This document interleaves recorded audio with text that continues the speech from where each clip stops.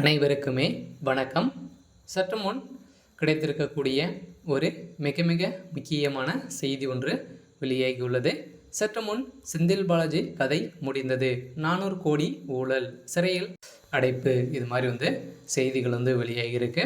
So இதை பற்றி தான் இந்த வீடியோவில் நம்ம முழுமையாக பார்க்க போகிறோம். ஸோ இருந்தாலும் பார்த்தீங்கன்னா ஏற்கனவே செந்தில் பாலாஜி அவர்கள் சட்டத்துக்கு விரோதமான பண பரிமாற்ற வழக்கில் தான் பார்த்தீங்கன்னா ஊழல் செஞ்சுருக்காரு அப்படின்ற மாதிரி தான் பார்த்தீங்கன்னா ஏற்கனவே புழல் சிறையில் ஒரு 476 நாட்களாகவே ஸோ அவர் புழல் சிறையில் இருந்தார் இல்லையா. ஸோ அவருக்கு பார்த்தீங்கன்னா 50க்கும் மேற்பட்ட அவருடைய ஜாமீன் வழக்கு ரத்து செய்தது. இதை தொடர்ந்து மீண்டும் பார்த்தீங்கன்னா சிக்கக்கூடிய செந்தில் பாலாஜி அவர்கள் இப்போ பார்த்தீங்கன்னா திமுகவில் அமைச்சராக இருக்கார் இல்லையா, மின்சாரத்துறை அமைச்சராக இருக்கார். இதை தொடர்ந்து மின்சாரத்துறை அமைச்சர்கள் தான் பார்த்தீங்கன்னா இப்போ திடீர்னு 400 கோடி ஊழல் செஞ்சுருக்காரு அப்படின்ற மாதிரி தான் தகுந்த ஆதாரத்தோடு பார்த்தீங்கன்னா அதிமுக களத்தில் இறங்கி செந்தில் பாலாஜியோடைய ஒட்டுமொத்த கதையை முடிக்க போகிறாங்க. ஸோ இதை பற்றி தான் இந்த வீடியோவில் நம்ம முழுமையாக பார்க்க போகிறோம். ஸோ அதுக்கு முன்னாடி நம்ம சேனலுக்கு இப்போ தான் நீங்கள் முதல் முறையாக வந்திருக்கீங்க அப்படின்னா மறக்காமல் நம்மளுடைய சேனலை சப்ஸ்கிரைப் பண்ணி சப்போர்ட் பண்ணுங்கள்.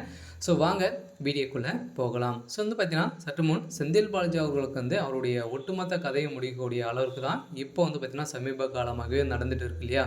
ஸோ இருந்தாலும் திமுக பார்த்தீங்கன்னா இணைந்து திமுகவில் பார்த்தீங்கன்னா ஸ்டாலினுக்கு ரைட் கையாக இருக்கக்கூடியது தான் செந்தில் பாலாஜி அவர்கள். செந்தில் பாலாஜி அவர்கள் பார்த்தீங்கன்னா இப்போ ஒரு திமுகவில் ஒரு செல்ல பிள்ளையாகவும் இருக்கார். இருந்தாலும் ஊழல் பார்த்தீங்கன்னா மன்னனாக தான் இருந்து வருகின்ற நிலையில் தான் இப்போ வசமாக சிக்கக்கூடிய செந்தில் பாலாஜி அவர்கள் பார்த்தீங்கன்னா இப்போ ஒரு 400 கோடி அரசுக்கு இழப்பு ஏற்படுத்தி இருக்கிறதாக ஒரு பரபரப்பான செய்தி வெளியாகிருக்குங்க. ஸோ வெளியாகி இருக்கும் நிலையில் தான் தமிழகத்தில் பெரும் அதிர்ச்சி அளிக்கக்கூடிய சம்பவங்களாக தான் நடந்திருக்கு.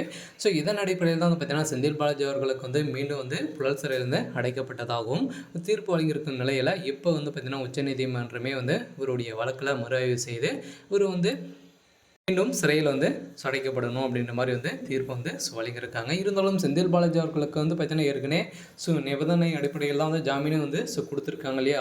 ஸோ இதன் அடிப்படையில் பார்த்தீங்கன்னா செந்தில் பாலாஜி அவர்கள் எப்போனாலும் கைது செய்யப்படுறதுக்கான அனைத்து வாய்ப்புகள் இருந்தது. இதன் அடிப்படையில் தான் திடீர்னு மீண்டும் ஊழல் செய்ததாக இவருடைய வழக்கில் ஒட்டுமொத்த கதையும் முடிந்திருக்கு. இருந்தாலும் செந்தில் பாலாஜி அவர்களுக்கு பார்த்தீங்கன்னா ஏற்கனவே அதிமுகவில் இருக்கும்போதே போக்குவரத்துறை அமைச்சராக இருக்கும்போது நிறைய ஊழல் செஞ்சுருக்காரு. ஸோ வேலை வாங்கி தருவதாக பண மோசடி செஞ்சுருக்காரு அப்படின்ற மாதிரி தான். ஸோ அனைவரையுமே ஒரு மீது பார்த்தீங்கன்னா 3 வழக்கு பதிவு செய்து அவருடைய வழக்கில் ஒட்டுமொத்த கதையை முடியக்கூடிய அளவுக்கு தான் ஏற்கனவே பார்த்தீங்கன்னா புழல் சிறையிலேருந்து அடைய பெற்று இப்போ அவருடைய ஒட்டுமொத்த கதையும் முடிந்திருக்கு. இருந்தாலும் என்ன நடக்க போகுது அப்படின்றத வெயிட் பண்ணி பார்க்கலாம்.